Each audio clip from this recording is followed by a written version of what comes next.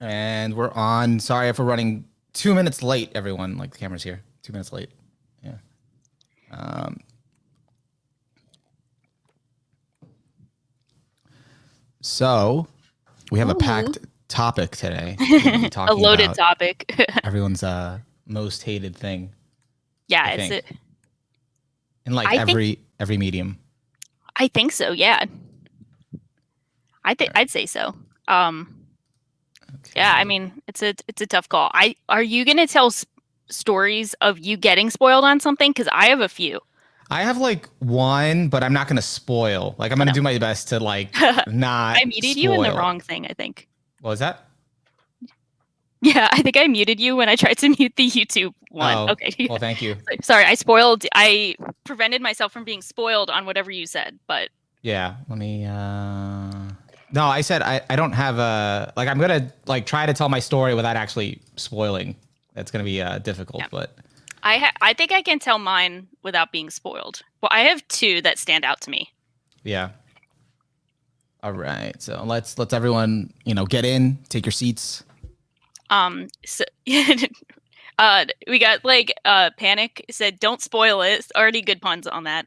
And then Maz said the new logo is clean. So I want to give a shout out to our new logo, Thank you. which we like well specifically you spent a lot of time on, and I just gave opinions as as as one does. Yeah, as one who cannot draw does. But yeah, we got a new logo, and some of you guys might have noticed last week we have a new intro card, which has been worked on by Onimaru, Panic, and I believe your friends. I don't know if we want to give them a shout out Oh, or we could, so well, or if we like could say they assisted us. the title card was all Panic with Yeah, my, input. yeah. So shout out to Panic. Shout out to Um, Panic and his family. my friend Giving No Fox made the concepts for the logo. Then we kind of Cool. like did the rest. That's dope. That's cool. Yeah. That's and I really love them all. I can't draw or do anything, like barely wake up in the morning, so I am in awe of like how they came out. I really like, we were talking about like the truck with the how to indicate the truck logo, which we like with the podcast microphone. So it like slamming into the microphone stand, I think is like really brilliant. So Yeah. shout out to everyone who worked on it.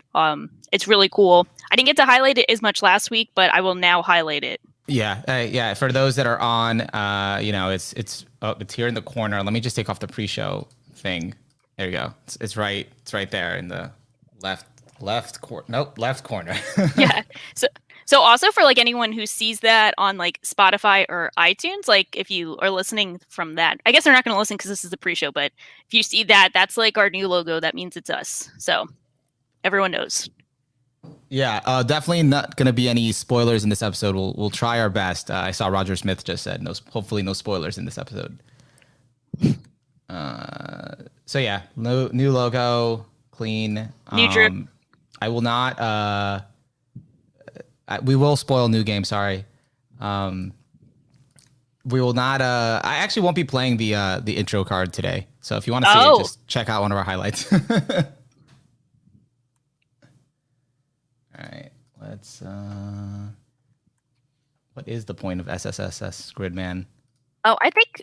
I mean, I saw it. I like that video, and no, I like it is. It's just that's just what's like being said in the chat. What is the point? By the way, are you still watching the new season? I mean, in theory, I am. I've seen everyone post about it, but I've come to learn that I really love binging things. So I'm going to binge like the majority of Dynazenemon and Megalobox. Dynazenemon. Is that how we say it? I forgot. No, you just. I think you came up with a new pronunciation. I made that up. I definitely made that up. Let me look it up again. Yeah. But I think yeah, no, I love binging things, but usually I'm binging something else while watching the seasonals. Balances out. Dynazenon. Okay. Dynacinnamon. Dynacinnamon. Dynacinnamon. I like that one. The new the new Megalobox is really good. I feel like the new Megalobox, like that could be like a 9 or a 10 for me. Like I'm feeling those vibes. I gotta see, how it ends, pretty much. I'm excited. So I'm really excited for a lot of the seasonals, even though I've been in visual novel hell. So We should have a seasonal, like end of the season debrief in like yeah, I guess 4 weeks. yeah, I agree. I think that would be great. I Like mean, I think closing thoughts. yeah, we're gonna have to. I think that'll be fun. I'm gonna binge a lot of stuff for that. So I'll be prepared. It'll just not be consistent in like a normal weekly time frame. Binging hell. All right. Yeah. So without further ado, I think let's get into our spoiler topic. Okay, let's do that. Took off that. Okay.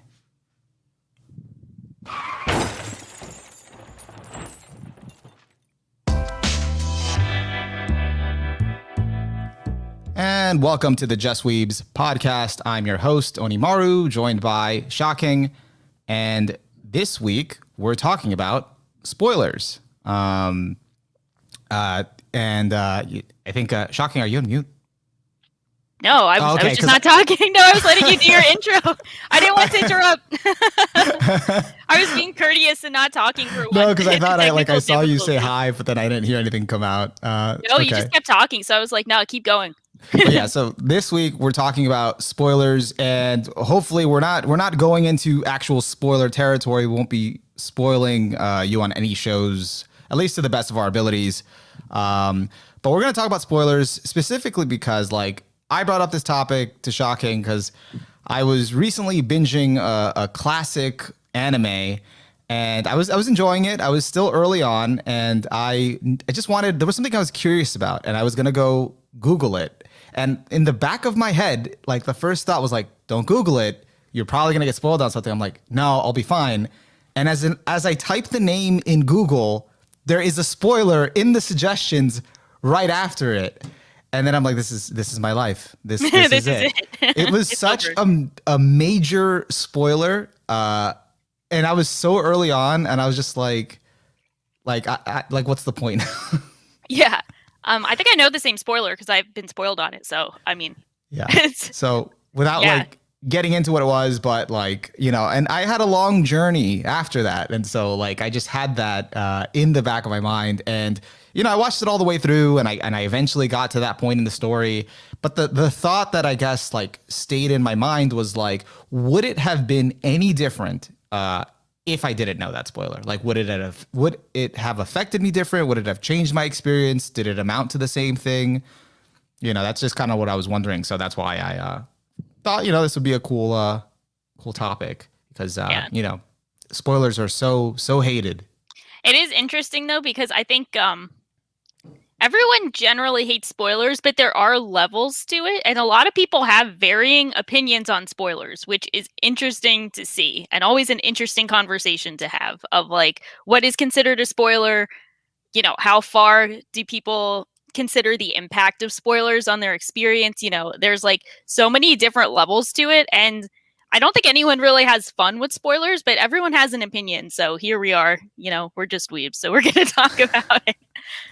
Yeah. So what is how do you feel about spoilers in general? Are you cool with them? Do you also hate them? Do they ruin a story for you?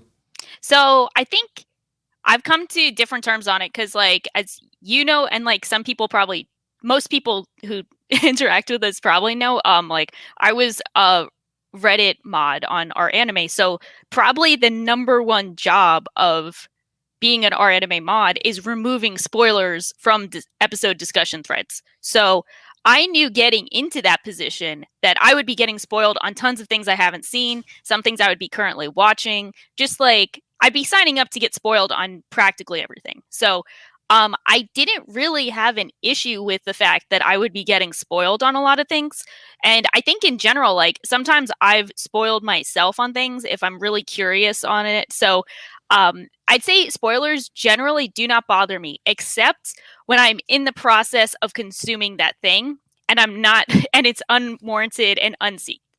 Because I think it's like, okay, if I see a spoiler for something that I'm not consuming, that's fair game. I can't control other people not talking about something I'm not actively consuming or I'm not actively going out of my way to avoid.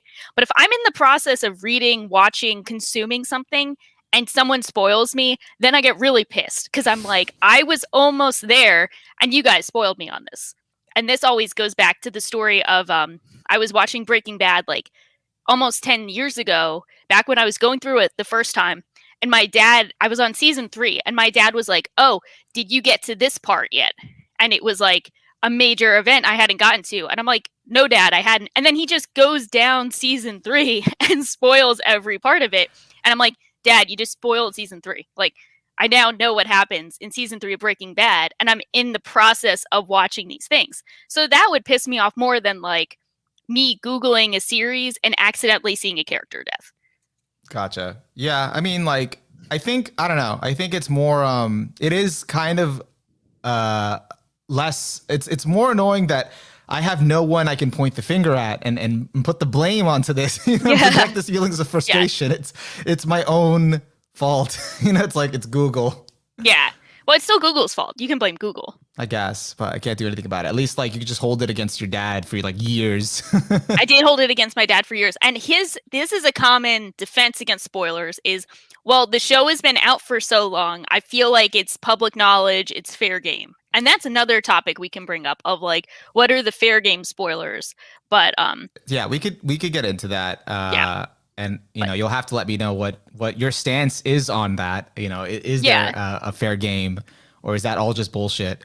Yeah, but that's a good question. But so what's your opinion on spoilers? I'm guessing you hate them because of the backstory of you Googling something and getting spoiled. I mean, I don't know. I've tried to think about them in different ways. I've been like spoiled on stuff before. It just depends. Like, I think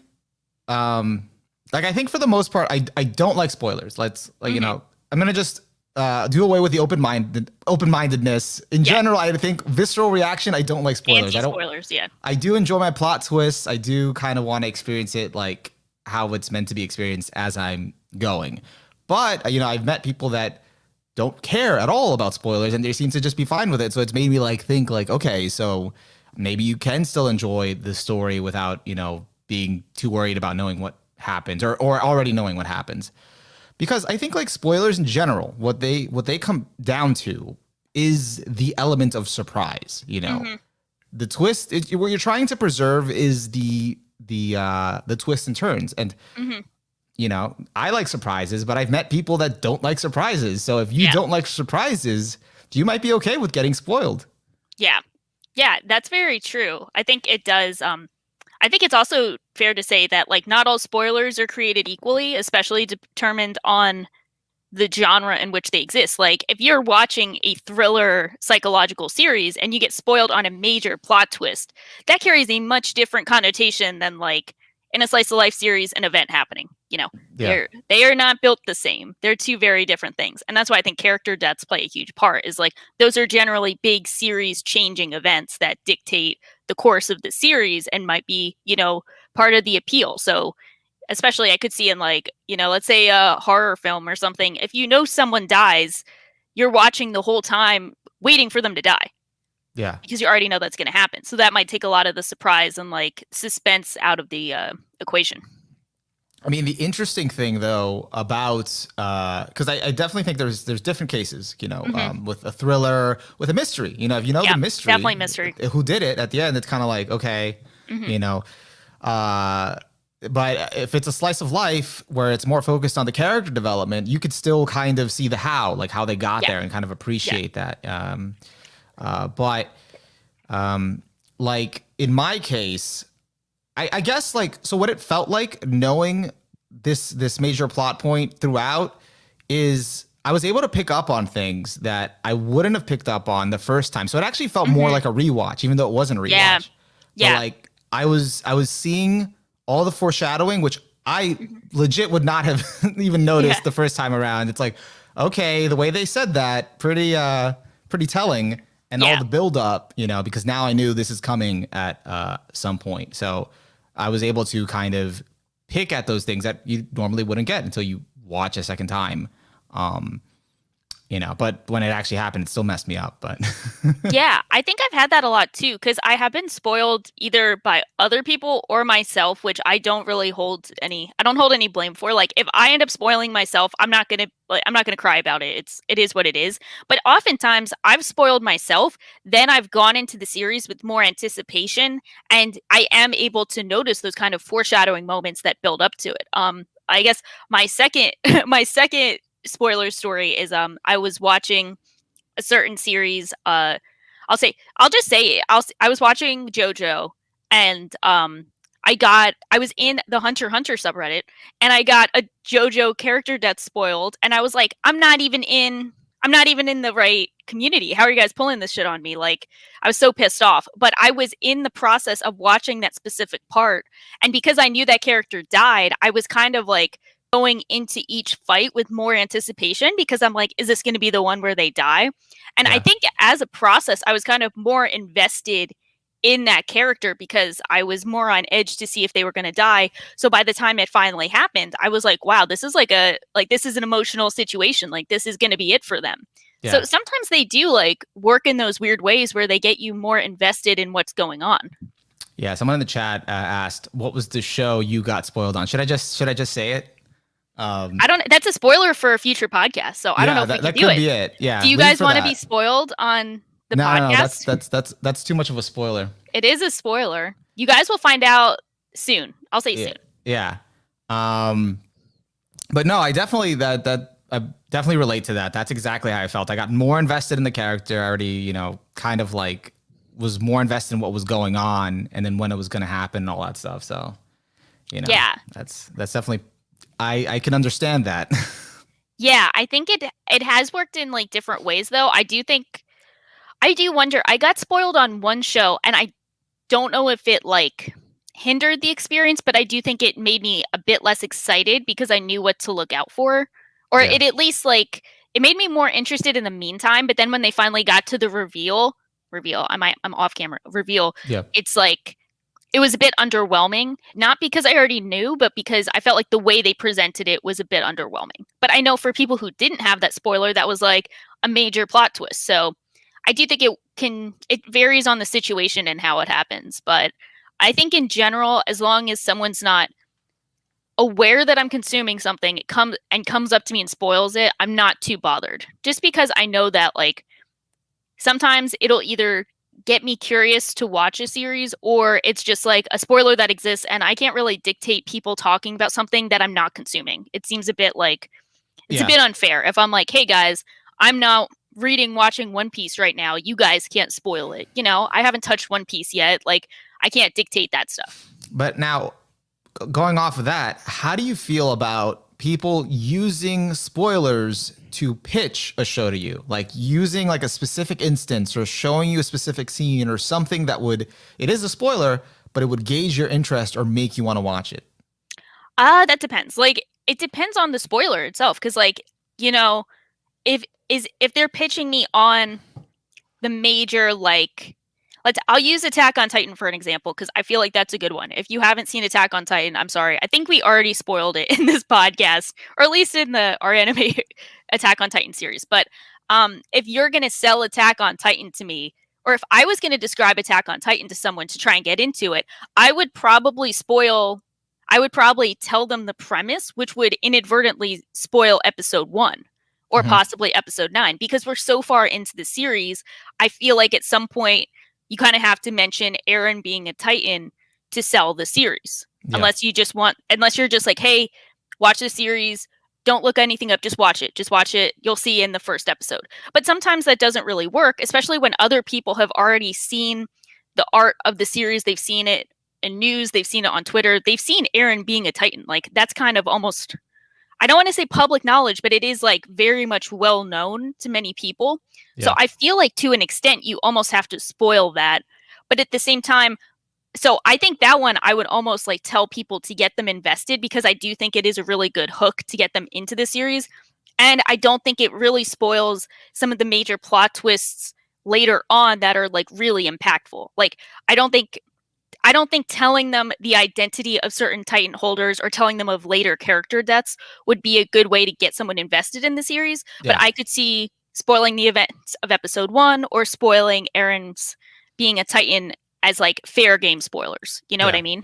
Or telling them about some power up or something that's kind of exciting. Not an Attack on Titan. You don't get power ups in there. Well, I guess you could say you do, but you kind of. Well, that's I would say Aaron becoming a Titan would be a power up. There you go, power up. Yeah, like, do you think that would be fair, or would you consider that too spoilery? No, to I get think someone that's. into a series? I definitely, because it happens so early on. So it's like what, episode 4 in the first season or something? Episode it's 5? like episode 9. Is it? Okay. Yeah. Huh. All right. Yeah. Well, it's still like, I don't know. There's been in so the grand many... scheme of things, like Yeah.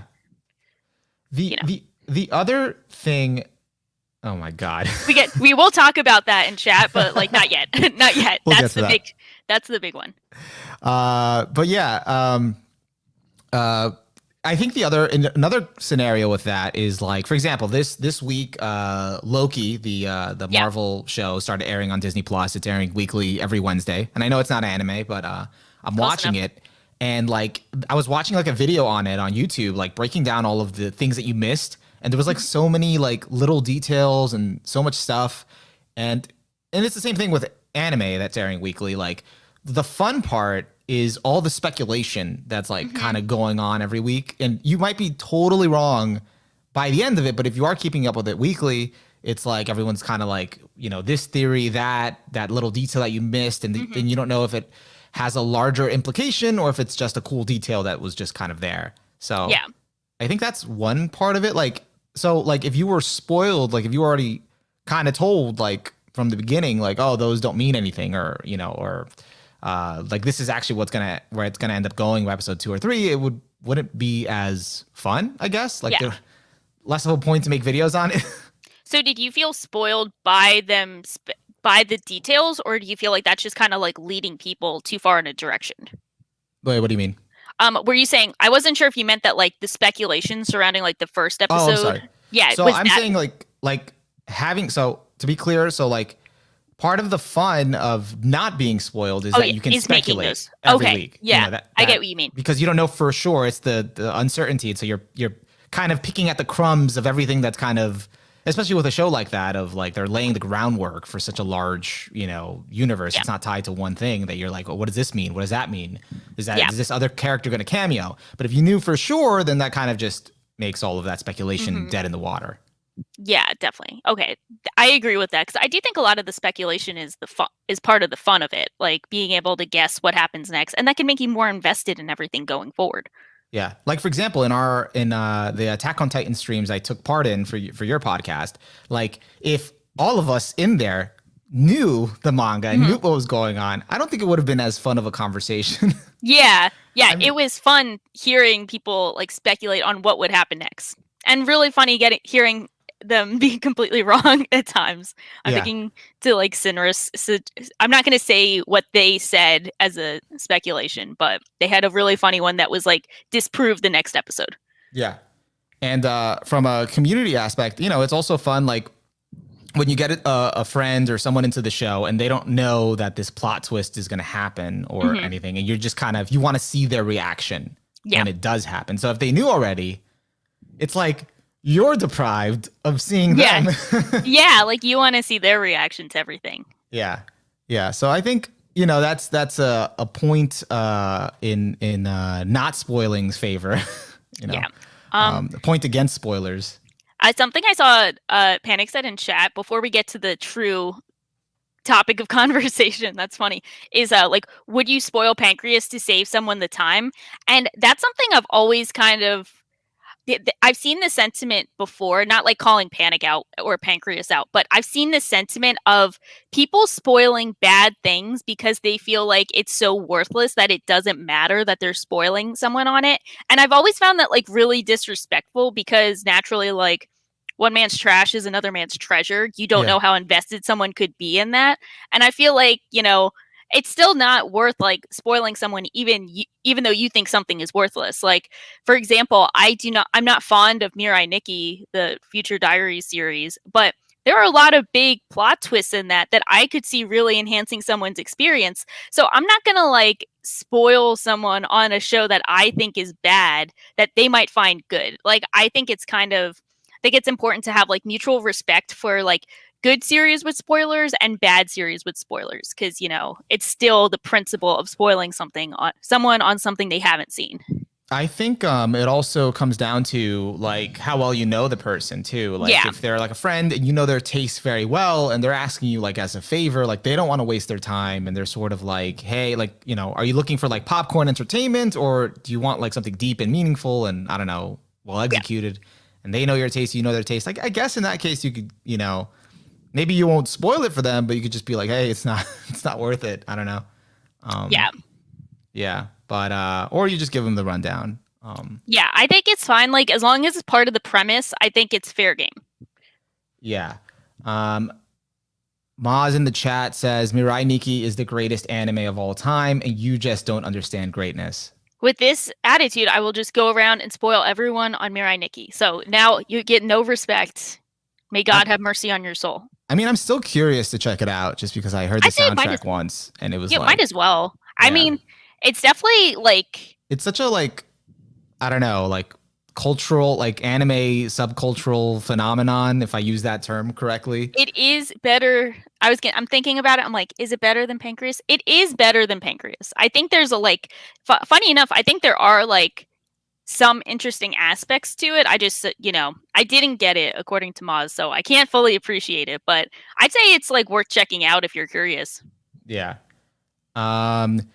Like another series that I think, and this goes into our example of like where knowing the end would just defeat the whole kind of purpose, is the quintessential quintuplets. If you knew who the wife was, like already at the beginning, that's kind of it. Like it's just like, would you be as invested knowing?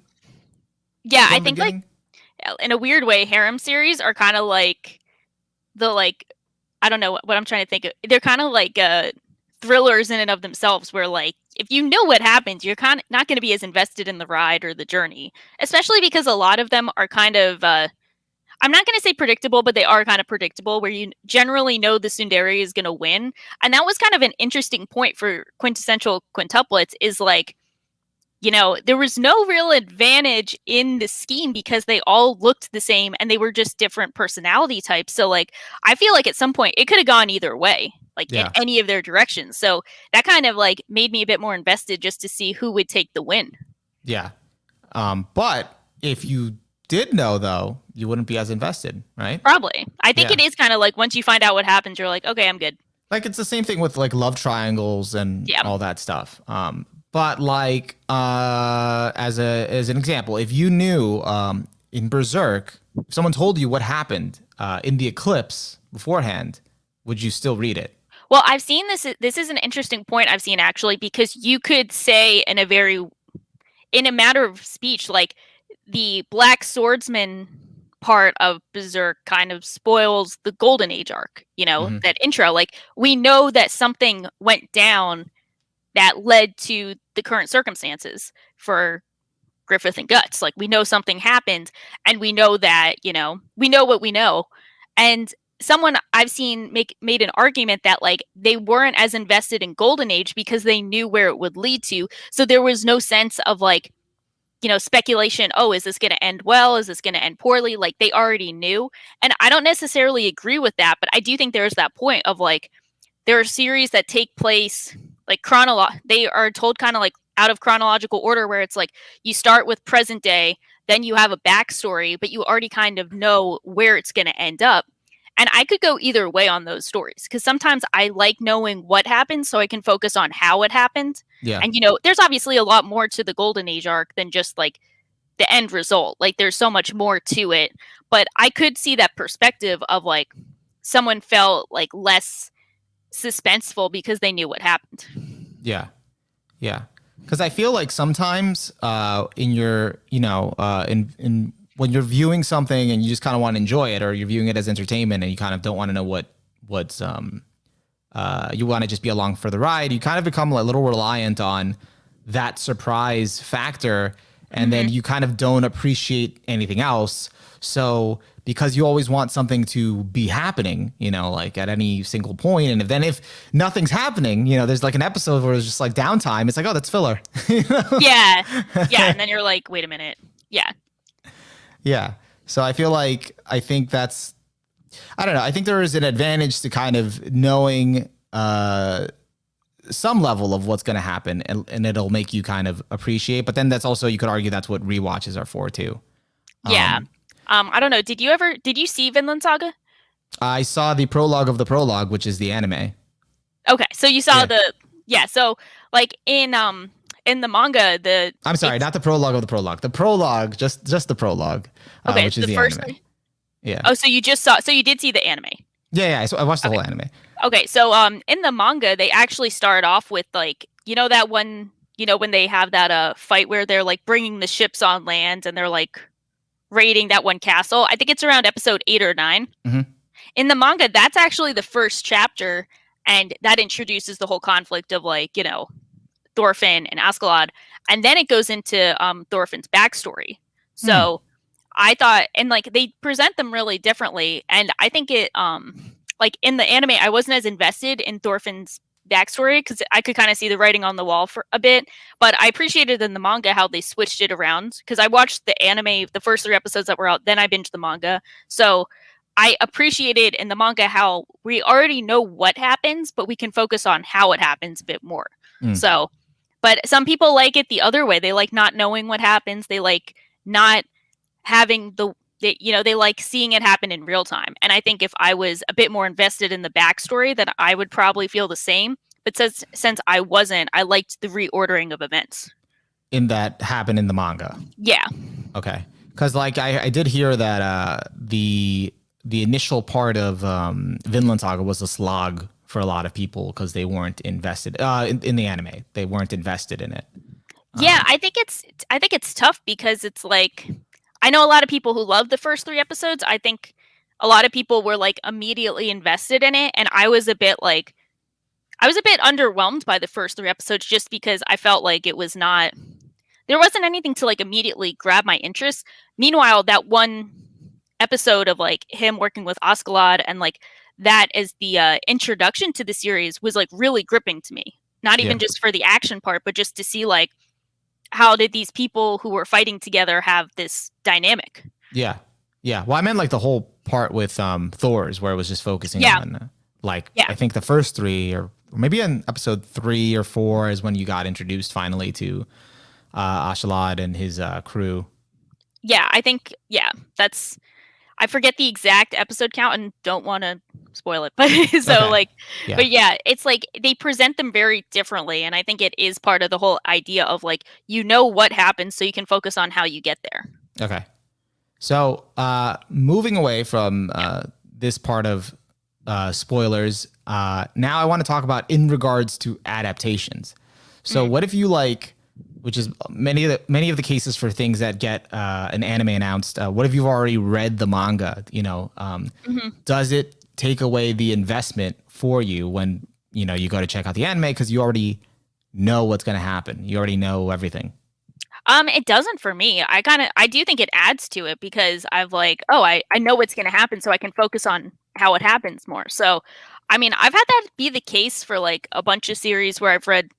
Like I'd watch the anime for the series, then I'd read the manga, then like season 2 comes out or a follow-up season comes out, and then I'm just like totally invested in seeing it happen again. And I think because I know what happens, I can kind of pay attention to other elements, either they either work out more positively, more negatively than the manga or source material, or they're about the same. So, I mean, I enjoy it, and I especially enjoy just seeing like a story told again because I'm definitely a very big like rewatcher, rereader, like I'll consume things over and over again. I'm not one of the like one and done people because I know some people like they'll watch it once and then they're like, I don't need to touch that.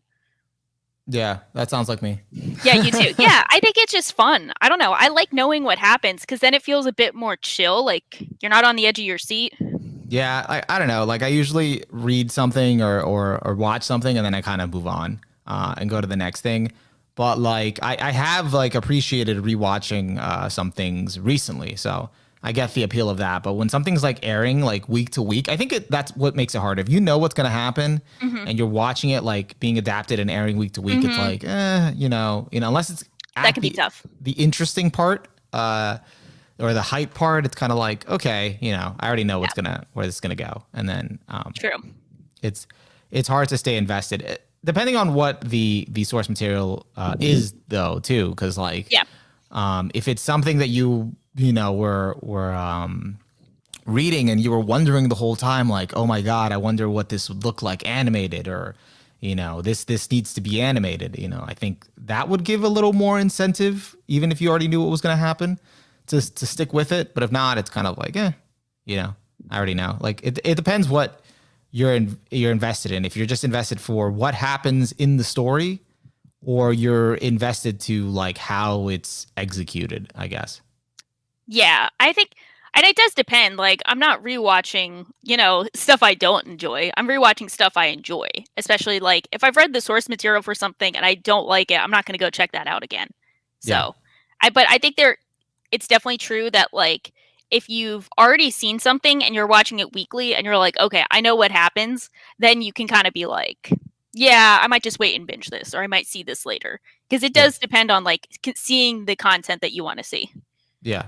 Do you have an example of something where you read the source material beforehand, but you weren't as invested in the adaptation, or you just didn't even check it out?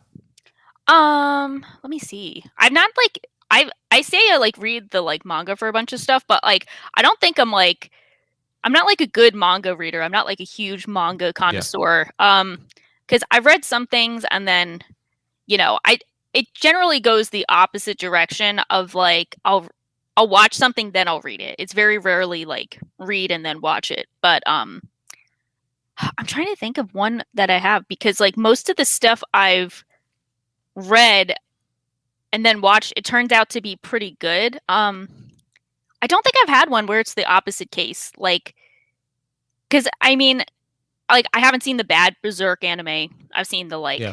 I've seen the '97 Berserk, and I've seen the Berserk CGI movies, and I didn't like the CGI movies as much, but like I wouldn't consider that like a letdown because I still like the '97 anime. I don't know. What other ones am I watching? I think the one that actually comes to mind is I don't know if you got to see this. It was back in 2018. It's called Wodokoi Love is Hard for an Yeah. Otaku. Yeah. Hmm. That was like such a clear case of the manga had really good like comedic timing, and I don't think the anime adaptation did its best, but it was good enough that I still had fun with it, and I had fun watching it because it had voice acting, it had like, the visuals were good enough, but Yeah. it didn't have the same kind of like pacing or timing that the manga did for comedy. Oh, here's the answer. Grand Blue. Grand Blue is it. Okay. Grand Blue, that's the one. That's the one I remember. Because I don't know if you watched or read it, but like Grand Blue art is actually like really good, even though Hmm. it's like just a comedy series. Like the art is like kind of ridiculously detailed, and they use that so perfectly for comedic timing because they'll have such like extreme faces or Yeah. extremely vivid facial expressions that really play into the over the top comedy. Hmm. And I think the anime adaptation didn't really capture that, and some of the comedic timing was off a bit. So I think that comes to light with a lot of comedy manga where you can read it and it works really well as just like a manga, and then the anime either isn't over the top enough or doesn't capture the timing well enough to live up to that. So you think the manga for that one was better? Yeah, Okay. definitely. I think that one, like, I think it just captured the appeal and humor of it a lot more. Gotcha. I Yeah. feel like another one like that where I did enjoy the adaptation, but I think the manga was also had like really detailed art that also captured the comedic timing, was Prison School. So Yeah, I thought that like I saw some of the prison school anime and I liked it. I thought they did like a good job with some what I've seen of the anime, but like I could see the manga art being like a lot better. But no, then, it was I think, I don't know. or you It's think the tough. anime was better? It's a tough call because Hmm. the manga eventually fizzled out, but it would have been nice to see it all animated. Hmm. I think the adaptation for that one was actually just really good. So Yeah. yeah, speaking of art though, I think there wasn't much of a downgrade from going from the anime to the manga. Did have Yeah. a lot of detail. Yeah. Yeah, I could see that because that one really captured the over the top nature of that series well. Like Yeah. did a good job with that. Amberth brought up The Promised Neverland, and that's always like an interesting example of like Well, I guess we're just talking about season 1 because we choose not to. We choose season 2 does not exist. I do not. I do not believe in the season 2 existence. I feel like that's like a interesting one where they did a good enough adaptation, but it wasn't as they didn't do it enough justice. And I've kind of talked about that a lot, where they made like certain adaptation decisions that did not really bring forth the spirit of the series in its entirety, which made it work, especially for that first arc. Mm-hmm. But yeah, I was trying to think of something else besides that wasn't too like that was a bit less obvious. Yeah, that the adaptation just didn't live up to the manga at all. Yeah. I mean, there's a lot of those. Yeah. But bringing it back to spoilers, we brought up earlier the like, you know how it's normally said, like when enough time has passed for a series, it's fair game to spoil it. My dad trying to cope with his transgressions. Yeah. So do you actually believe in that? Do you think that's fair? I think to a certain extent that's fair. Like, how old is too old? I think it's less about how old it is and more of how like well known it is in pop culture. Like, I'm thinking like Darth Vader as Luke's father is like one of the quintessential spoilers that like it's older than us. Yeah. But it's also so well known by everyone that that's one of those where like everyone probably has just heard of that off the top of their head. So I think it's like both old and far spread. Like it has to be kind of both. And I think in the anime community, the big thing is like nothing is really on that level. So besides maybe something like Eren being a Titan, like that might be the biggest one. Or Evangelion, maybe. Well, I'm not even sure what spoilers would be. There's not many. Yeah. Yeah, but like, I know of certain One Piece spoilers that are not like, I would consider them a big deal. I think that's, what is it like? I'm not even sure if the like DBZ Super Saiyan, I don't even know if that's considered a spoiler, but like, there are just some things that are so widespread. Or that, things that have just been memed so much that even though you don't know the context, you've seen the meme clip or whatever of it. So yeah, like everyone's heard of Who's Rem. Like everyone's heard of that, I think. Maybe not. Maybe they haven't actually. I've just seen that so much as a mod. I've seen the Who's Rem thing since like 2016. But what do you mean the Who's Rem? I guess that would explain it. That explains that explains it not being as widespread. But that was something I heard like nonstop after the first season of ReZero. I think the eclipse from Berserk is an example of a spoiler. Like I think a lot of people just know about the eclipse. Especially perpetuated by the like Griffith did nothing wrong meme. A lot of blank did nothing wrong memes perpetuate spoilers. Because they probably did something wrong if they're being memes for not doing something wrong. Yeah, and then you have to go find out to see what they did wrong. Also, thank you for ruining Star Wars for me. I can't ever watch it now. Some would say that was doing you a service, so I'm sorry, but you're welcome at the same time. No, it's okay. I already know. I already knew that like since I was a child.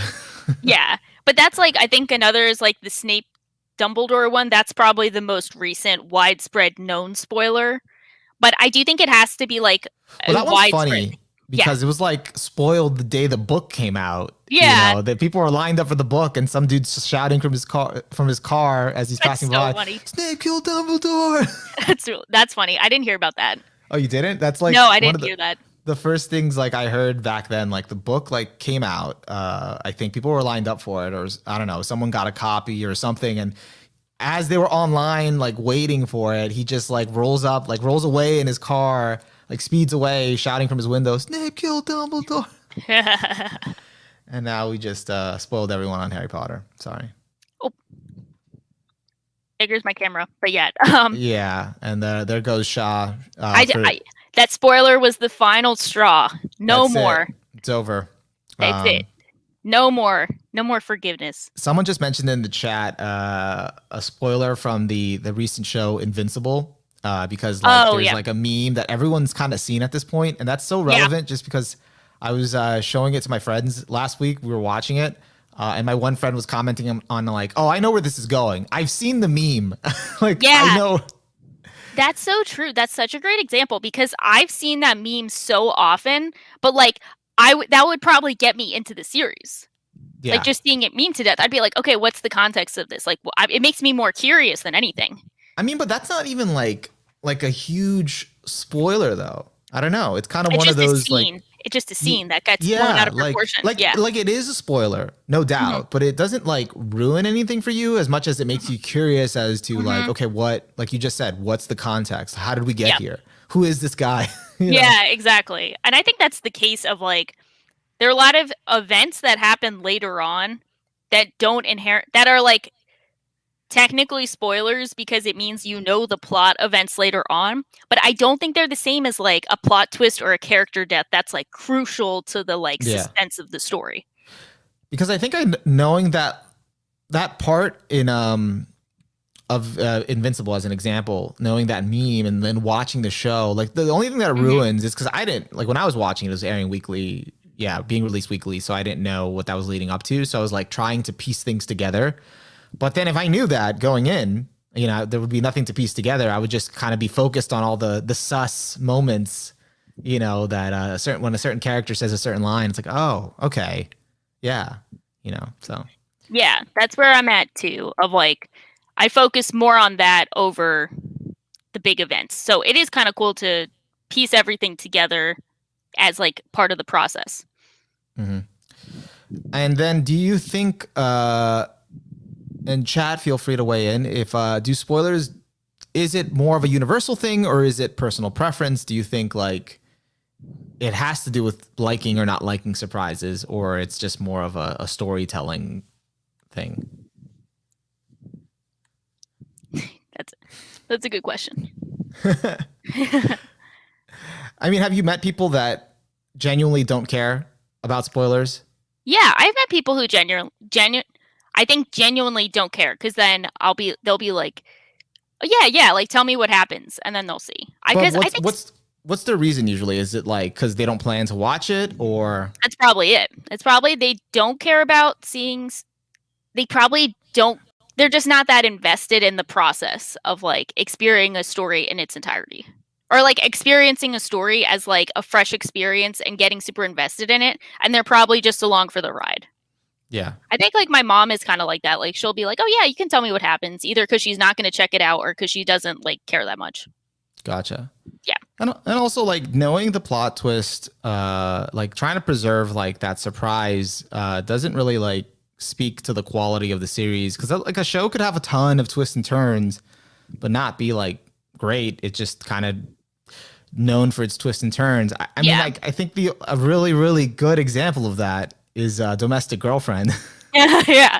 That one is like you could like get spoiled on something and be like, this is just another day in the life. Like, what's going on? Like, they're just really doing all this, and like it's tough to keep track of. But yeah, there are some where like there are some that like if they rely on that aspect, you're kind of like, bruh, we have too many, Yeah. and that's Yeah. Domestic Girlfriend. Like it really reminded me of a like a soap opera. Like, you know, that's And that's exactly kind of cool because like what, soap operas are fun. Like that is part of the appeal. But like I'm not going to take it too seriously if it's just like nonstop soap operas.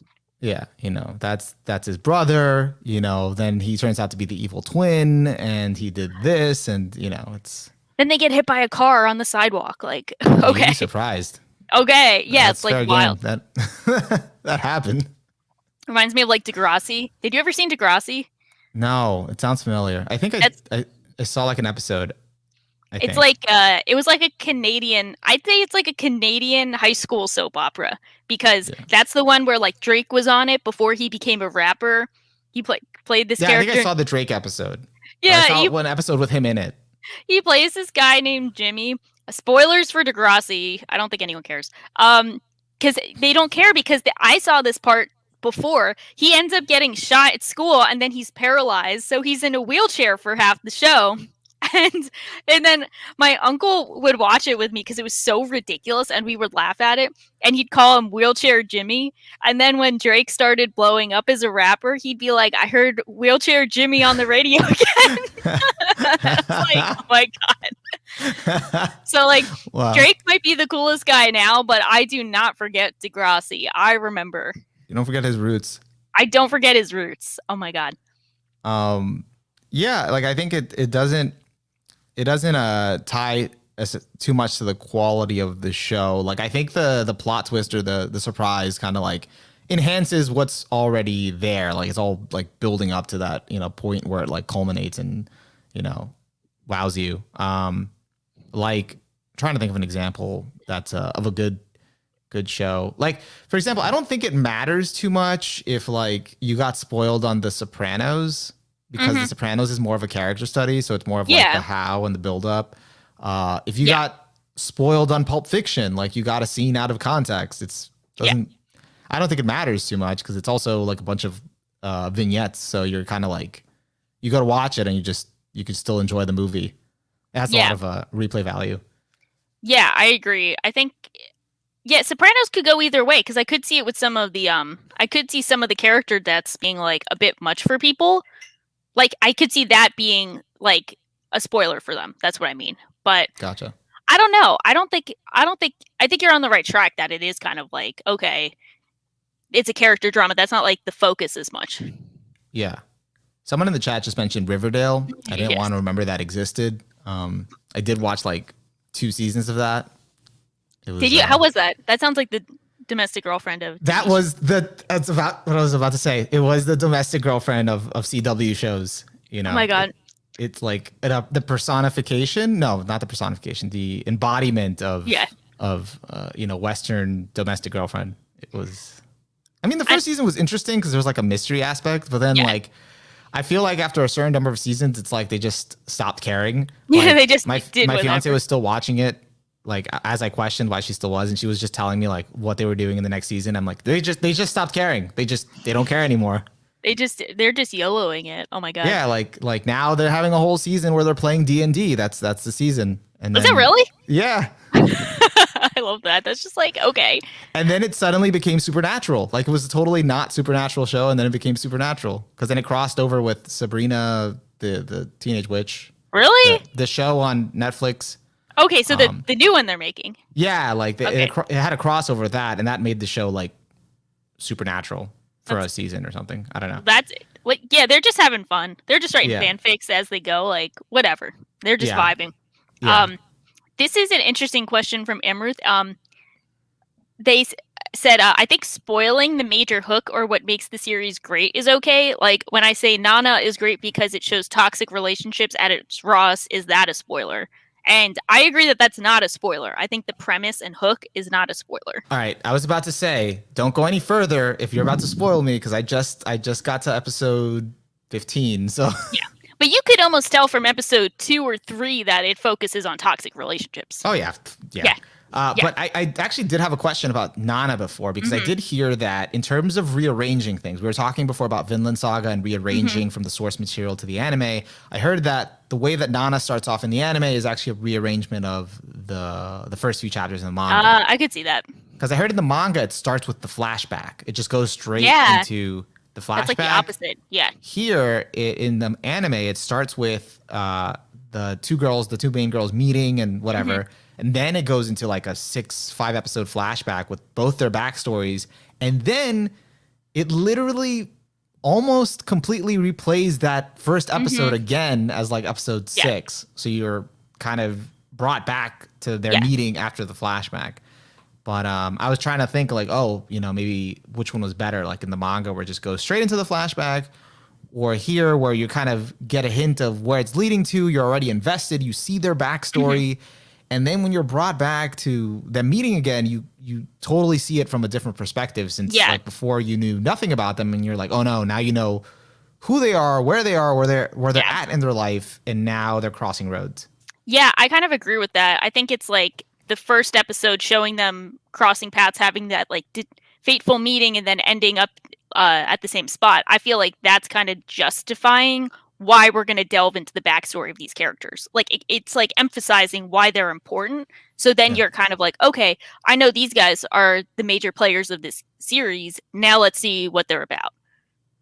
Yeah, and I feel like manga has more leeway in like starting off with a flashback and building up that way because they're usually like a slower pace and you can kind of, I think it depends because I've seen this go different ways in different mangas. And I think sometimes it might be the opposite, because a lot of times the first chapters of manga are the like one shots that they're using to pitch the entire series. So I've found that like sometimes they have to pack as much content into the first chapter as they can to hook you in. Whereas Yeah. with the anime adaptations of them, sometimes they can like chill out a bit because they know that they're signed on for like however many episodes, you know? Hmm. So like for example, the Haikyuu first chapter and first episode, same content, but they do rearrange it. Like, you know, in the episode of Haikyuu, it starts off with Hinata, you know, bike riding as a middle schooler. He sees a little giant. Then you see his entire path to get a team together, and then he plays Kageyama and loses. And that's the main like first episode. In the manga, it goes from him seeing the TV right to the match with Kageyama, and then you're shown some of the backstory of like him training to get there. And I feel like that's because like the first chapter is trying to hook everyone and be like, look, we're getting right into the action. Here's like some of the emotional beats, but like action to try and hook you first. That makes sense. Yeah. Because I was about to say, like, I've heard the opposite with anime, but then again, what I've heard is that usually at least the production for the first episode is what has to be top notch for like the first episode in an anime. Like I guess the story beats too, but also the production value. Yeah. And I think it could go either way. I just like sometimes I think it works better than others. Like for me, I do enjoy seeing for Haikyuu, I enjoy seeing the backstory told in real time and then we're at the match. Whereas like in the manga, I could definitely see why they wanted to just cut right to the action. And that actually happens in Attack on Titan at first too. Like that whole like the first 2, 3, 4, 5 episodes where we're seeing them training in the army, that's all like in the manga, they go straight from like Aaron's mom get KO'd, the Wald's breach, then they go like he's a soldier. Yeah. And I feel like that's because they have to like keep the action going, they have to keep the interest building and like kind of get you into it so that it doesn't get like canceled. So then maybe Nana was more of an exception. Maybe it's like, you know. Let's see. Oh, Amaruth says in the comments, with Nana it worked because you start with Hachi and who plays with the shoujo trope and portrays the situation she's in super realistically. And for the next volume, the series switches to a completely different Nana, and you wonder why they're showing 2 stories in this way, kind of. It's interesting. That would be interesting to see publishing in real time. If you're just like seeing like, oh, why are they showing both of these? That's kind of cool. We should do an episode where we like take all the popular manga and analyze their first chapters and see how they I would started. love that. That would be cool. Would you guys listening be down with that? I would love to explore like the first chapters of manga. I think that would be great. Like kind of just like see how they did it from a storytelling perspective and like how it hooks you in and kind of just compare the differences. At least the big ones. Yeah. Especially when we know what they end up being. Yeah, we could even start you off on One Piece, you know? It's all the long con to get me into One Piece. It might work though.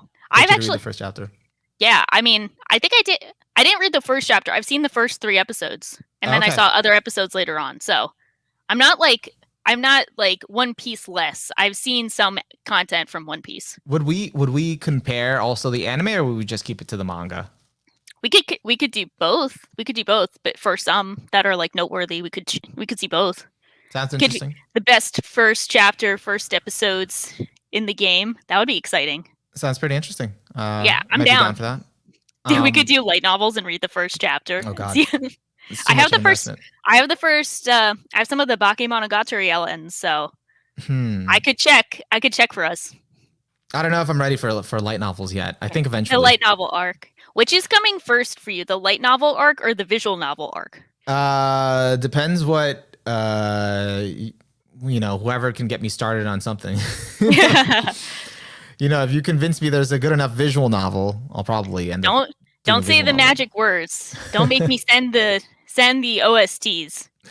Maybe. Yeah, probably more. I don't know. I'm not really interested in reading too many light novels. I feel like, speaking of it, and not straying too far away from the topic, even though we have already, but I feel like Monogatari wouldn't be as interesting not animated, just like reading the light novel, because like, I don't know, like it's already so dense. Yeah. Like animated with everything going on. Like, I don't know, just reading it would just be probably even more dense without any visuals to kind of keep your eyes glued to the screen.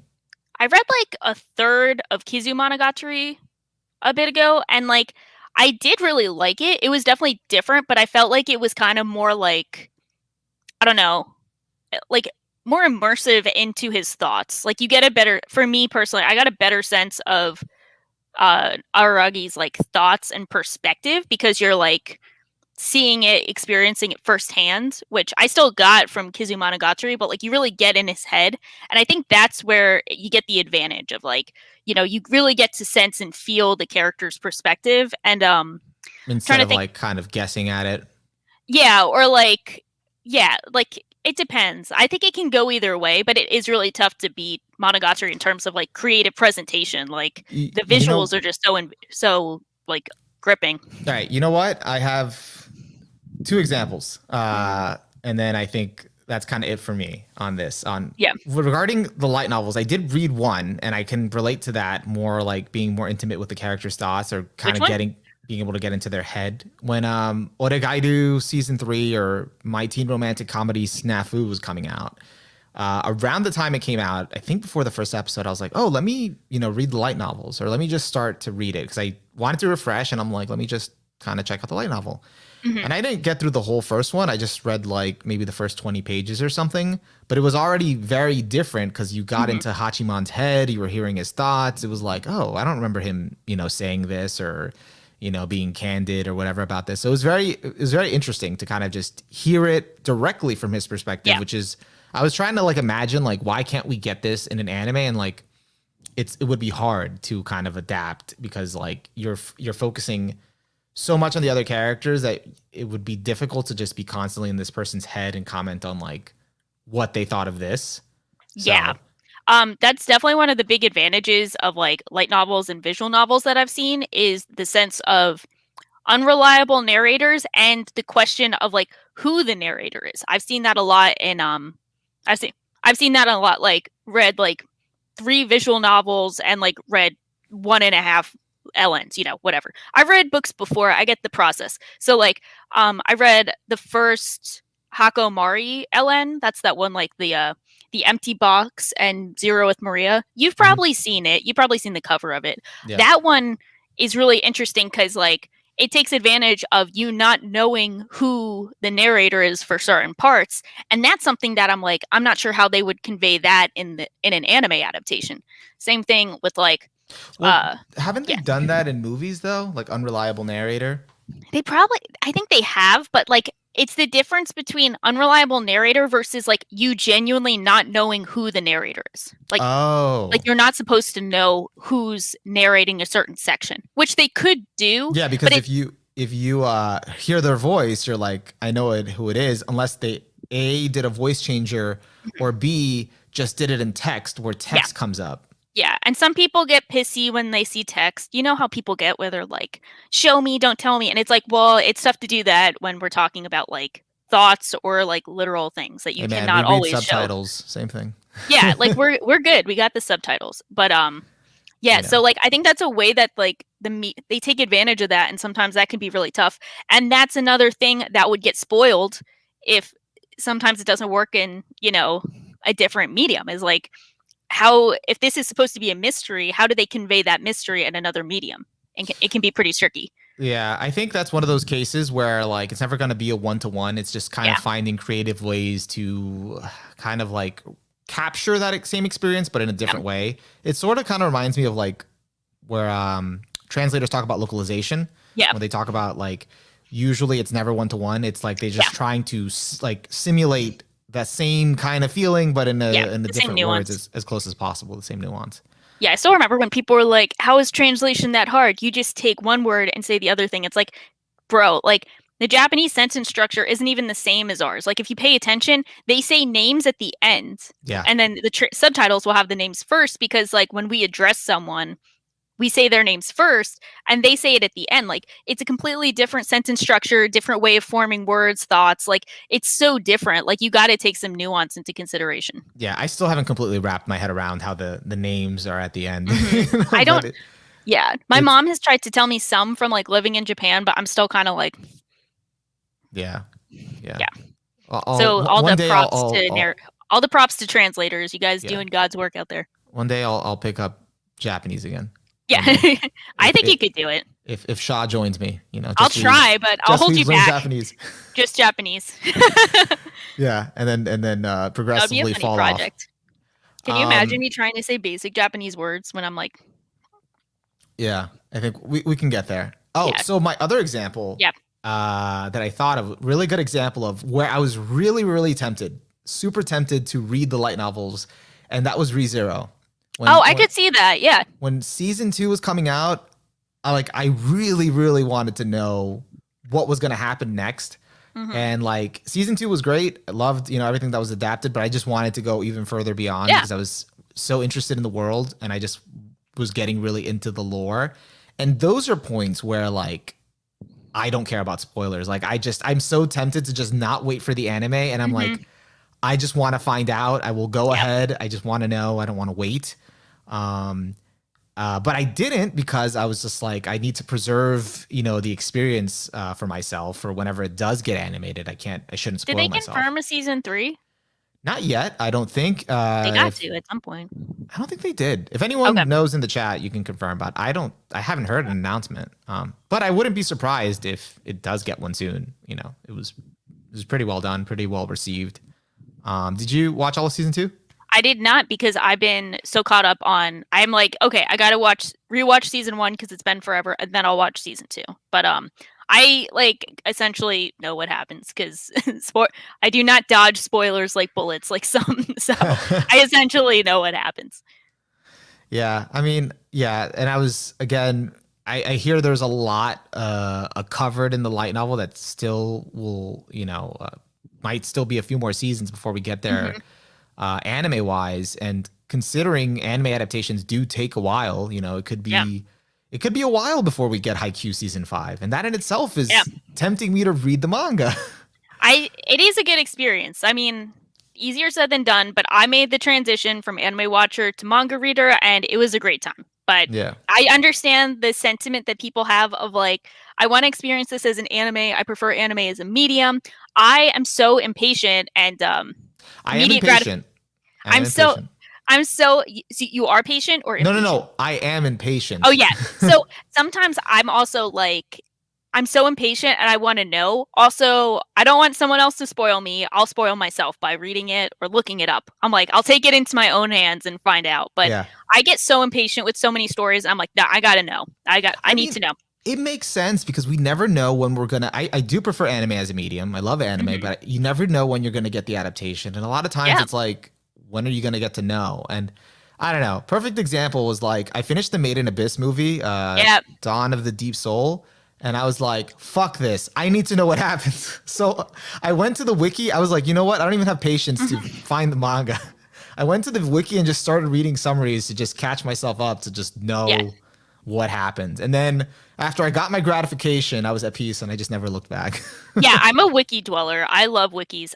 Speaking of which, can we talk about the wiki war crime that is putting the tense of a character description in the beginning? I'm not even talking about like you go to a character profile on a wiki. I'm not even talking about the like alive status and it says alive or dead. I'm not even talking about that. When you go to the first paragraph and they say blank character was something and you're like, I know what this means. I graduated high school. I know what this means. Like, how could you guys spoil us that quickly just for accuracy? That's when I'm like, that happened to me recently with that classic series I was talking about. I didn't want to go to the wiki, and I went and I was reading the paragraph and I read the fucking was, and I was like, you see was, and you're like, no. The sentence structure spoiled me. Like, when you get spoiled by grammar. It's like, I know it's supposed to be accurate. I get it, guys, but I just wanted to look up a quick detail. Yo, even like my anime, I don't know about AniList, so I won't group them in. My AniList is like, I mean, my anime list, not my AniList. Nice crossover. My anime list. You do have. Yeah, I do have my AniList. Yeah. My anime list pages, those are like, it's like a landmine in terms of like, you don't know if you'll find like an out of pocket spoiler or not.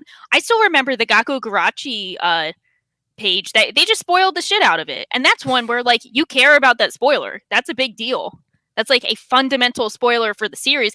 They're just like broadcasting it in daylight. Like, they're just like, yeah, fuck it, we don't care. And I'm like, Mal, you have spoiler tags in your code. Like, I'm using it on my profile. Use it for your website. Yeah.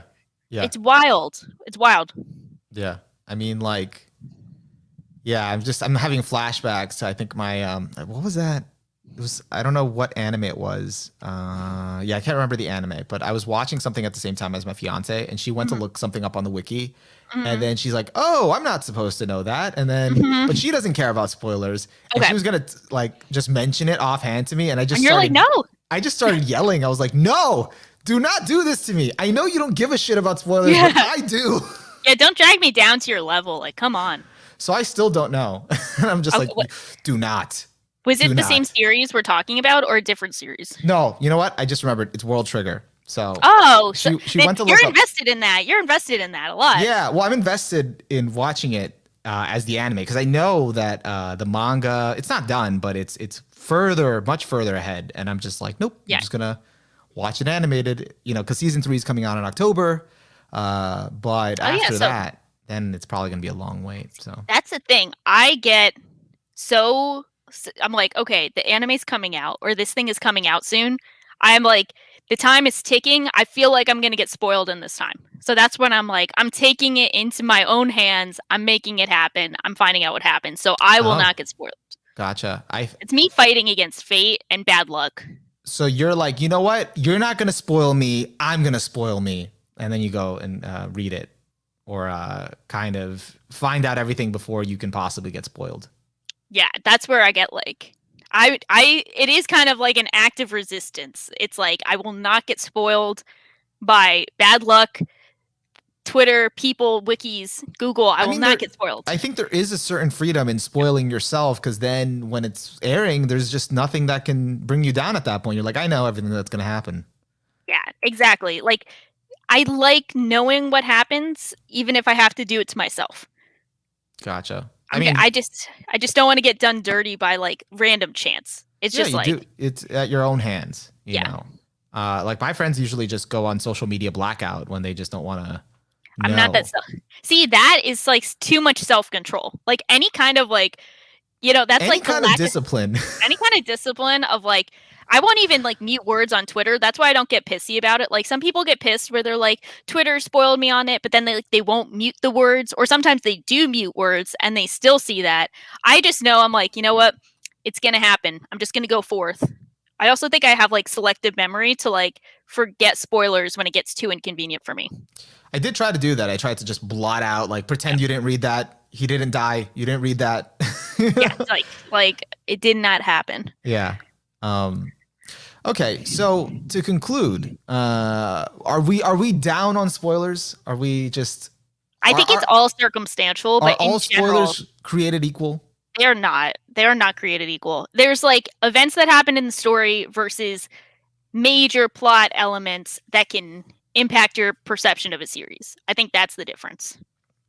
Gotcha. And do we feel like, and then as a person that knows is the holder of the spoilers, do you have a great responsibility to not spoil other people?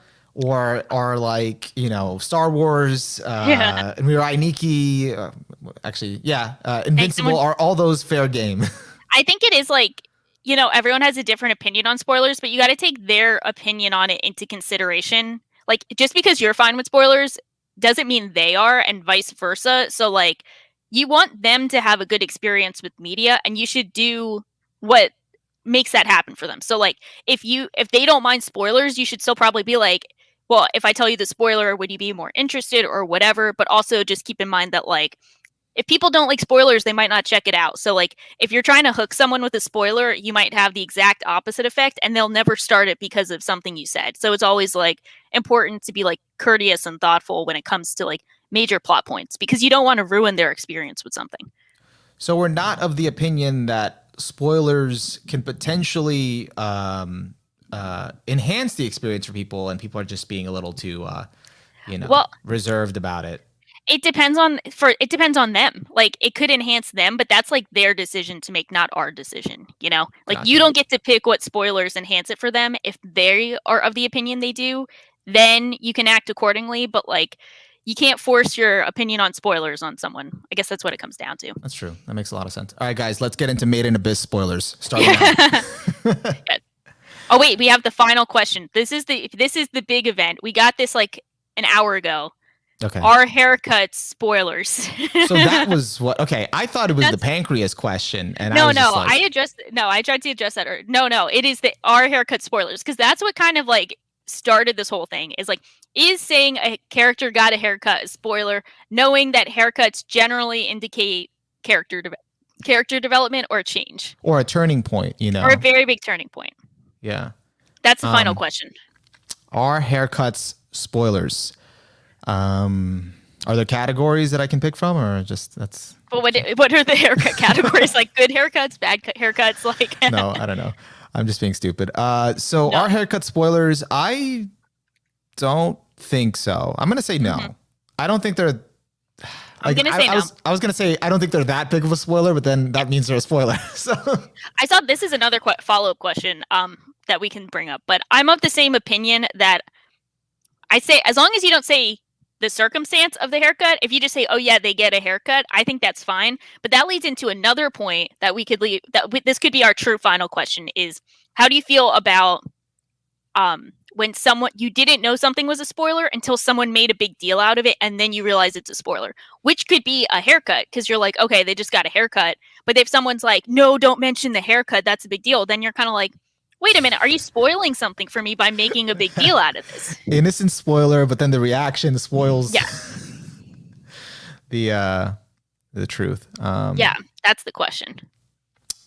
I don't know. That's so you're saying, does that then, so it's not a spoiler until proven to be a spoiler. So there are some spoilers that, you know, are harmless and people wouldn't pick up on them being spoilers unless someone reacted in a certain way. Yeah, and then I've been in those cases before. Have you ever had someone like say like, hey, is this thing a spoiler? And it's 100% a spoiler, but you're in a tough spot because you either say, yes, it's a spoiler and confirm them, or you just say no and lie to them. I pick the second. I'll lie to someone's face, be like, nah, that's not a big deal. I'll do that anytime. If they bring up like a big spoiler, I'll be like, nah, not a big deal. Nah, I don't recall. I don't think I've been in, like I probably have, but I just can't remember. I do have the experience of like, friends just telling me like, oh no, just everyone dies, and then there you go. Yeah. And they won't actually tell me what happens, but they'll tell me something, and because I don't know, I'm at their mercy of just believing them. But thankfully, they didn't actually tell me the truth, so I was preserved. Yeah, that's where I'll like just lie to people. Like I'll just lie if I know it's a big deal and I don't want to ruin it for them. I'll just be like, not a big deal, nothing big. And then they'll get to it and I'll be like, but I tricked you into thinking it wasn't a big deal. Yeah. Yeah. I mean, I think that's better, because then, you know, you can still enjoy it. And then, and when you do find out, it's like, oh, okay. Well, okay. Cause then like, it's just the implications will just get you to start thinking, and then like, you might already start predicting in your head what's going to happen and how it's going to get to this. That's happened to me before, where I just get a little crumb of like a detail, and then I just overthink it to hell. And then I figure out how it got to that point, and I'm like, okay, hopefully it doesn't go that way. And then you watch it, and then it exactly went that way. And it's like, all right, well, that ruined everything. Yeah. Yeah. That's where it's like, I do think it is like, if someone is like, don't make a big deal out of something if someone's not like, just like I think it's important to play it off. Like, just don't make a big deal out of it, especially if you know they might like freak out about it. Just be like chill. Yeah. All right. I think that's all we've got for spoilers. All the spoiler talk this time around. So if you like the episode, make sure you give it a like. Leave us a comment. Let us know, you know, your feelings on spoilers. Do you feel like at certain points they are okay? Do you agree with not all of them are created equal? There are some that are, you know, more okay to share than others, than major plot point spoilers. Or should it just be like no spoilers whatsoever, period? That way, you know, you don't get into any trouble. And then besides that, you know, if you haven't subscribed to the channel, please subscribe, help the channel grow. And I don't have any catchy line here. So I'm just going to end the episode by saying that if you don't like spoilers, then that's not our problem. Which goes completely against everything we said before this, because after all, we're just weebs. We're just weebs. I think that one was a bit smoother, though. I think that one a little bit. It's like I sometimes give it some thought beforehand, but here I was just like, nope, I'm just gonna go right into it. I will try my hand for the next episode of the intro and the outro, the Just Weebs outro. You wanna be the host? I'll give it a shot. See if I can come up with a good pun on the spot. Come up with a topic, come up with an agenda. Mm-hmm. Yeah, no. I probably could have come up with something, but yeah, it's better to just go back on everything we said. If you care about spoilers, we don't care. We're just weeps. After the hour and a half of like, yeah, spoiled. You guys got spoiled on good takes. Now here's the bad one. All right, so we're here in the post show. If anyone wants to chat with us for a little bit, if not, we'll just head off and enjoy our weekend. Not that we're not enjoying our weekend now, even though my camera is doing weird things and I hate it. I'm so pissed. Yeah, it was kind of like trying to cancel you during the. It was. Well, okay. stream. Here's what happened: is I closed out of the program that I used for it, that like Logi Capture. I closed out of that twice, hoping that would help, and it shows up fine on Logi Capture, but then it doesn't show up fine on this whatever. And I did an update, so now I'm like, I bet I have to restart my computer or something. Yeah, I hope. It wasn't as bad as that. I think one of our first episodes where like it was just spazzing like the whole time. Oh yeah, that's my actual camera. I hate this. Okay, I hate technology. I hate technology. I gotta get like all new stuff. Yeah. Just like get a studio. We'll just get a studio. Let's get a studio. I think we're working towards it. You know, once we get the Patreon up and all that stuff. Spoiler. Yeah. Spoiler. Get a studio. That way you could just, you walk in, everything's all set up, good camera. That would be fun. Let's see. Spence says, iPatch Wolf did a video on this, and the majority of people weren't too affected by spoilers. The reason was people aren't too bothered by spoilers. It was how we get to those twists and turns.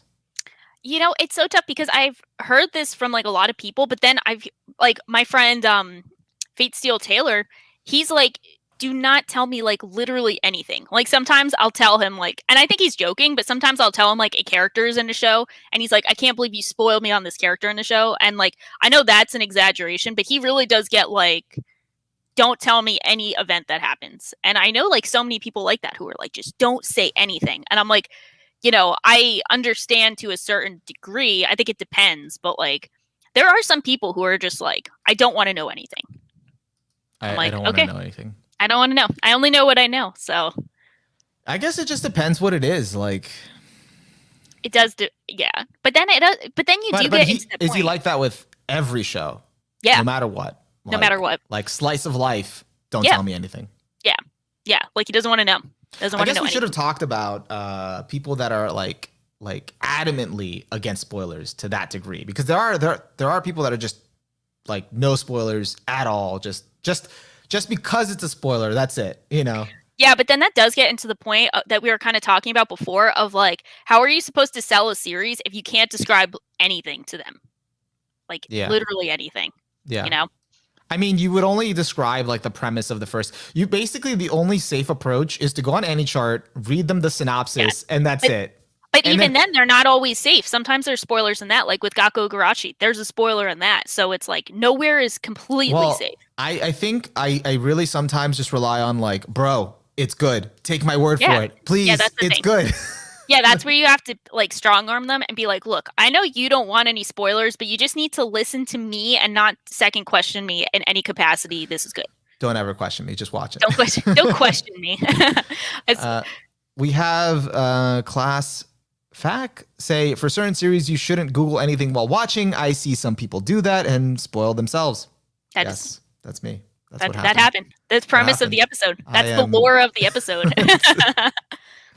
That was what brought this on, and I'm still wondering if how would it have been if it would have been any different, if there's like an alternate timeline or a parallel timeline where there was a me that did not spoil himself and just it was completely different time. Here's my question though, because I think I know what spoiler. Did that character end up becoming your favorite or no? from that the series. character was already my favorite. Yeah, when I found out. Yeah, I know who it is. So People will find out too. So it hit me hard. It yeah. was just like, damn. I actually like had to take a break because I knew when I got to a point in the series where I knew where it was going to happen, and I was like, okay, I need to take a break. Yeah, like okay, I'm good. Yeah, I know that. I knew that like a year out. So like I know it's gonna happen, and I know I'm gonna be sad. So because I think Yeah. they'll be my favorite too. So Yeah, we got to talk about it. You got to get there. yeah. Panic says we have NSFW. We should also have a not safe for Google. I think so. I think that's so true. I think we should mark some series as like not safe for Google. I think we should just have a database for people, like series you should not look up, like at all. Like this is just, there's so much shit on the internet. Big one for anyone listening that hasn't seen it yet. Katana Gatari. I've seen so many people Google it, get spoiled, and never finish it. Like never finish it, and that makes me sad. Funny about Katana Gatari, I have not watched it. It has been recommended to me for years. Yep. I was planning to watch it all the way back since like 2011 or something. Like it was a long time ago. It came out in 2010. Yeah, and like I still have just not gotten around to it. I've watched all of Monogatari, and I have not watched Katana Gatari. Yeah, I think you'd like it. It's an interesting story. It's kind of like, I really love it. I mean, I didn't get spoiled on it, which is rare because I do feel like I get spoiled for almost everything. And not getting spoiled made it very hard hitting. So I would recommend it, especially if you're a fan of Monogatari.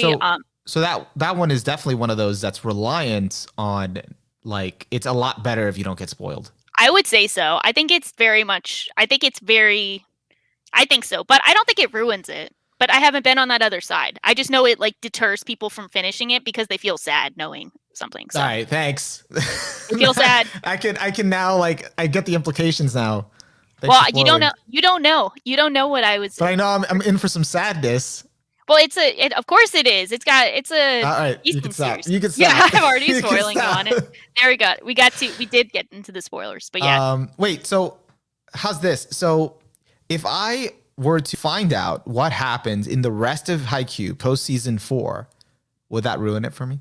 I don't think so. I think Haikyuu is definitely one of those series that has like a plot that is engaging, but I don't think it's about the plot because I've seen some people complain. They're like, "Oh, it's like they just play volleyball. Every match is the same," and I think that's like a negative IQ take. Like, okay, it's like we go to work every day. It doesn't mean every day is the same. Maybe it is the same, but it's not about like playing volleyball matches nonstop. It's like how the matches go down, what character moments they have, what lessons are learned, the way that they win. Like it's all about the how. So I think seeing how the matches go down is part of the experience, not the fact that they have volleyball matches. Yeah. But I do think there is even the one big plot event for Haikyuu that I feel like people have casually been spoiled on, probably because of me liking and retweeting fan art. Even then, I don't think that's like gonna ruin the series for you guys. Yeah. Now, for example, Attack on Titan, that's done. The manga. That is done. For people that aren't caught up on the manga, haven't experienced the ending, at this point, would you just say, hey, just wait for the rest of final season? Or is there any benefit to just, hey, I can't wait till the final season and just going to read the manga and getting the ending right now instead of seeing it animated? That's like an interesting case because it's like, that's such an interesting case just because of because of the author notes I've also heard from Isayama, which have indicated he's not 100% content with how he executed the ending. So I think that there's been some speculation that like there's no proof of this, but there has been a precedent set of like Isayama in like season 3, like the first half of season 3, he didn't like how he executed that content in the manga, so they changed it a bit for the first half of season 3. So there's some speculation that they might change it a bit in the final season of the anime, which might indicate that it's different from what we got in the manga. So is it worth waiting to see if that's true or not? I don't know. But I would say if you don't want to get spoiled, Twitter is exceptionally bad at spoiling Attack on Titan. So I would say like take yourself out of that situation of waiting for someone to spoil you, unless you want to mute Attack on Titan for another year. I should probably do that. Yeah, I would recommend it just because everyone's like, It's been Yeah. discussed so much. I mean, at this point, if you haven't been spoiled, you're probably fine because I I'm think good. people are discussing it less. But As soon as I see the keywords Attack on Titan, I just don't even read. yeah, Sometimes just my mind doesn't. it's followed up by a manga panel, and it's like, nope, not looking at it. I've tried to be good with tagging Attack on Titan spoilers. I don't know if I've been perfect with it, but I've made an effort to tag them because I know how much people don't want to get spoiled. But I think I don't know, because then you get into it's definitely a question mark. I would probably just recommend it if you don't want to get spoiled, but I don't know. I think it might be different in either categories. Yeah. Yeah. So we'll have to see. Panic says, I've seen so many screenshots of the last chapter, but I don't know if they're spoilers or shitposts. That is definitely the case as well. There's some have finished the series and still don't know. I mean, I did hear that they recreated the ending, so some fans kind of did their own version of how it should have ended. Attack on Titan Requiem. Oh my god, it's like I just want it. I don't know. I feel so. This is my third experience of like reading a manga as it's publishing and being a bit let down with the ending. So I've been through the process. I just feel bad for Attack on Titan fans who were like thoroughly let down by every ending, like the first ending, the final volume ending, and then whatever the Attack on Titan Requiem, which was like the fan made one. I feel bad for them. It's like nothing can save this. You're only reminding us of our disappointment. Yeah, it's just like just let them be free. Let them. I don't know why. They took out Shaw. They let him be free, and then my camera goes. It's like your camera doesn't want you to be free. I'm sorry. No freedom for me. But yeah, I think it's just like I don't know. I think it's not going to be Game of Thrones level. I'll just put it that way. That's all that matters. Is it's not Game of Thrones. I mean, people weren't happy with Game of Thrones. Yeah, I think it's like because you get the bad endings of like, is this a bit disappointing because it wasn't what I wanted, or it didn't feel like it lived up to the hype of the series and the themes, whatever. Disappointing. And then there's like, I'm never watching this show again because I hate the ending so much, and I feel like that's the Game of Thrones ending, and I don't think it's on that level. Gotcha. Okay. Yeah. I mean, I don't. The Game of Thrones ending did not make me feel that way. So I'm still waiting for the books. Yeah, I think. Yeah, I mean, I still would rewatch Game of Thrones knowing the ending. I think some people get a bit hung up on endings too much, even as someone who loves endings. Like, I think endings are important, but like some people are like, this ending happened, I'll never recover from this. And it's you just pretend it never happened. That's it. The copium is very strong. I have copiums. My fiance has copium so hard through Game of Thrones, I don't even think he knows he's copium. Like, I don't think he knows. He's like, because he binged it right when that season was coming out, and he's like, I don't have an issue with this. I think it's fine. And I'm like, I guess you do. Like, I think you genuinely believe it. So I think he'll be fine with the Attack on Titan ending too. I was like, yeah, you handled Game of Thrones. You'll be fine. Yeah, I mean, I think it was okay. But I would, I'd still watch Game of Thrones again one day. Just not the last 2 seasons, but Yeah. Yeah, like that would be a bit different. But yeah, I mean, I've gotten through the ringer of semi-disappointing endings, so I'm used to it. I can copium through anything. But it's nice that when the author is directly involved with the series, and then if they were not satisfied with how they ended the manga, they have an opportunity to kind of expand on it, maybe change it a little bit. Yeah, change the wording a bit. That's what it really comes down to. Is it's like, it feels like they just needed more time to expand on thoughts, and that would be the perfect vehicle to do it in, is like the anime ending. Like, they can do that with more time, and then I think it could change a lot in a really good way. So I'm hopeful. It might not happen, and then we'll see. But I think it's the fourth disappointment of Attack on Titan. Oh my god, the fourth horseman of Attack on Titan endings. Oh my god, just like they didn't save it, and none of the iterations. But I'll have to see. I'm gonna keep myself pure until then. Yeah, I think it'll be fine. I feel really bad though for people who've been so invested and do feel very disappointed by the ending. I feel really bad for a lot of fans. And then I feel bad for the fans who love the ending and just have to hear about how much people are disappointed by it. And it's like, I don't know. I just need to know, was it like a Code Geass R2 style ending? Well, that was a little polarizing for people back then. But I thought everyone loved that ending. No, I don't know. I was, That's like considered one of the best endings. Really? Like people, yeah, I think everyone loves the Code Geass ending. because I remember arguing with people about the ending, but not like being mad at it. Just kind of like, I guess we were arguing about what happened at the end. Yeah. And It's then not like one camp would go one way and be like, no, Yeah, I know what you're it would talking be more about. meaningful if it was this. And like, no, Yeah, no. yep. Yeah. I know what you mean. No, I think people love the Code Geass ending, but then they are arguing like yes or no for the thing. I know exactly what you're talking about. Mhm. I don't think it's like that. I think it's a bit more certain in a way, but like it's not polarizing like that. It's just a matter of if people feel like it was a good conclusion to everything all included. I think Gotcha. that's what people are just like kind of torn on something. They're just kind of torn on the execution and like overall messaging. But the Attack on Titan ending was going to be polarizing no matter what happened. Literally no matter what. Now here's a question. Is this whole conversation sort of a spoiler? No, we're kind of giving you like everyone like indication of what to be prepared for. I feel like we've been vague enough, even with just that Code Geass ending. I feel like we've been so vague that it kind of works, like talking in hidden codes. I think we've done good. Yeah. We'll find out, though. If someone's like, you spoiled me on it, I'll be like, on what, though? Tell me what. Yeah. We prepared you, and that's why you like it now. That's why you think it's a masterpiece. Yeah, I mean, we did. Maybe we helped some people out. Maybe they'll like it more now. I don't know. I'll have to find out. But yeah, I got nothing else. Yeah, I think it's an interesting discussion. Let's do the parting question. What is your favorite ending in anime? My favorite ending. Yeah. I don't know. Hold on. I'm going through my anime list. Anime or manga, whatever works. Wait. I'm sorry.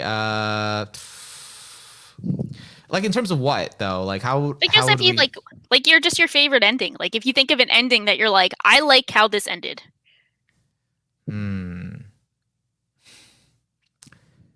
I want to say, like, does it count? Like, if I love the end of Evangelion. I knew you were gonna.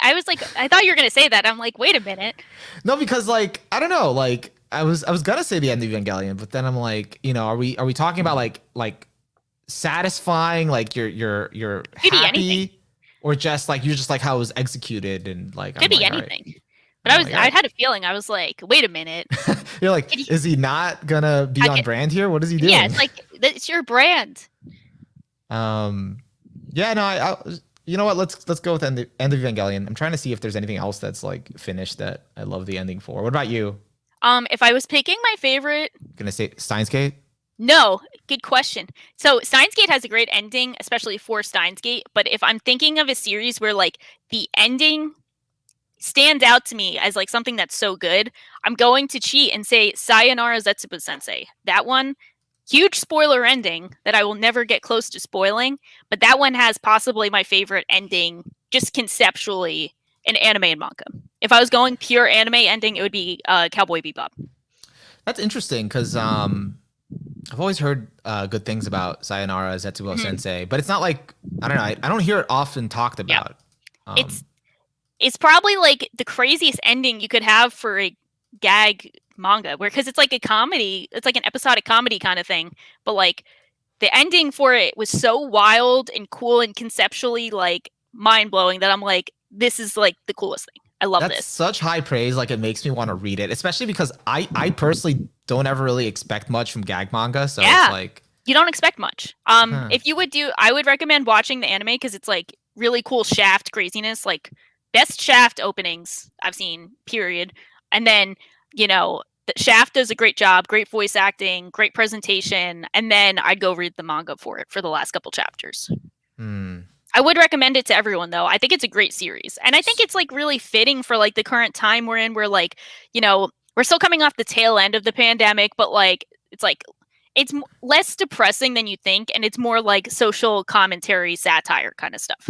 So the anime covers most of it then. It's really just the last few chapters of the manga. Yeah. Yeah, it's like you can watch the anime first 3 seasons and the OVAs, then read like the last 10 chapters. Gotcha. Yeah. Okay. Yeah, it's crazy to like try to figure out like what are top like anime that had ended like had a conclusive ending, and there's just like not a lot. Yeah, and it's tough because like I love the Steins Gate ending. I think it's a perfect ending, but I love Steins Gate, and then it's an ending that fits the quality of Steins Gate compared to like an ending where I single it out as like the element as to why I love the series. What about the Full Metal Alchemist ending? I thought that was pretty good. I think that falls into the first category of like it Yeah. has a perfect ending for the series, and I think it totally lives up to that quality level, which makes it a good ending in and of itself. But I don't think of it like on its own as like an ending that stands out, if that makes sense. Gotcha. Yeah, Yeah, I'm standing by the end of Evangelion. you should, as you should, because it's your brand. Panic went in. He was like in before Ava. Yeah. Like, too predictable at this point. Yeah. I mean, if Mob Psycho had ended, but it hasn't, so I can't even. Have you read the manga ending for it? No, I heard it was good, but I'm I don't keeping know. myself pure. They're not going to make another season. I think. I think Yeah, it's like. I think they're not going to do a season 3. I don't think there's enough content for season 3. That's crazy. Like, Yeah. because there's really, I was looking at how many chapters are left, and it's like not a lot. Yeah, but that's what I heard. I think they could make it into a season. I don't know. I don't know. I would love to see another season of it, but Vampire Hunter D light novels are enjoyable and very underrated. Oh, Bloodlust is a great movie as well. we keep hearing about this, don't we? Yeah. We keep hearing about Bloodlust. It's been the like. Yeah. It's been the. I've seen Bloodlust. I just didn't. I don't remember if I saw the original Vampire Hunter D movie, but I gotta see them. It's been the like. It's been the the subplot of the sub recommendation of the past couple podcasts. Yeah. Pancreas ending. Why does this keep coming back? It keeps happening. We will never be rid of Pancreas. As Kind of deserved. We opened the door, so we opened the door. Fair game. Fair game. I'm still like trying to see if there's any other like ending that I would put on a secondary level. Sorry, like second most loved ending. How was Clannad After Stories ending without spoiling me? That's a polarizing ending. I mean, Oh, really? I like it. It's a very polarizing ending, actually. I like it, but I understand the complaints. But I'm fond of it, so that's it. Yeah. That's when you don't want to get spoiled on. So that's it. Gotcha. That's one to avoid. Hmm. I've heard some polarizing stuff on the Gurren Lagann ending, but I also love the Gurren Lagann ending. Wait, are we talking about the TV show ending or the movie? The remake of that ending in movie form. TV show, I think. Okay. I forget the differences between the two. I kind of forget, but I don't know. Is it a spoiler? probably is a spoiler. I mean, that's another one that you've definitely seen clips of, like, well, the in the movie one, they transform into a giant version of giant robot. Well, it's a specific, Yeah. That's the main difference that I know. Yeah. Trying to think of other really good endings. It depends, because like it's funny you mentioned Code Geass, because that's one of those ones I always think of like, oh yeah, everyone loves the ending. Like I just assumed that everyone loves the ending. Yeah, I thought so, but I guess like I'd been in so many arguments about like the interpretation of that ending that I guess it made me think otherwise. Yeah, and I know that like like I love the endings for various JoJo parts. Like I think part 6 has like has the best ending from the JoJo parts I've finished, but then a lot of them are consistently pretty solid wrap ups. So yeah, what's your favorite JoJo ending? Part 6, but then my favorite JoJo part is part 7. No, I know that. Animated wise, what's your favorite ending? Yeah. Funny enough, I think the ending for part 1 is very good. I think it's kind of overlooked, but like the ending for part 1 is like pretty powerful. You don't see it happen too often, and I really like that. I don't have a lot of ending examples. Damn. Yeah. I don't have many. Yeah, it depends, because sometimes it just comes along with the series, but yeah. All right, I think that was it. That was the parting question. Yeah, well, maybe make that into a podcast for another day when we have more examples. But then we'll be spoiling everything. Yeah, well, we try not to spoil. Where we either talk about like anime endings or we talk about anime ending songs. We could do both, because people get them mixed up, and there's a difference. But well, one is Ed's, ED's. ED's, the other ones are just actual endings. Yeah. Someone asked, so you like Ava's ending? Will it ruin if 3.0 plus 1.0 ending not like the original one? No, because they're separate. I see them as separate things. Yeah. That's the way to go. I see them as two versions of Anno, you know? 2 autos in one. Yeah. All right, guys. I think we're going to head off now. Thank you for joining us again this week. We'll be back on next week.